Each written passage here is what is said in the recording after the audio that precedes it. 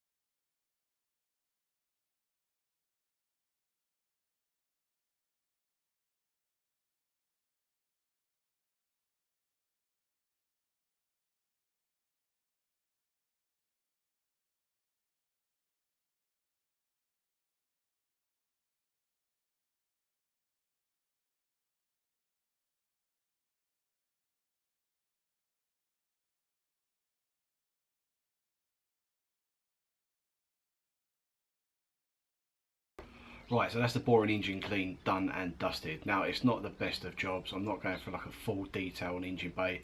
It really does need a few more good going overs, because as you can see, the bonnet, all the paint starting to fade, all around the turrets as well, all the paint starting to go, all the plastics like just really crusty.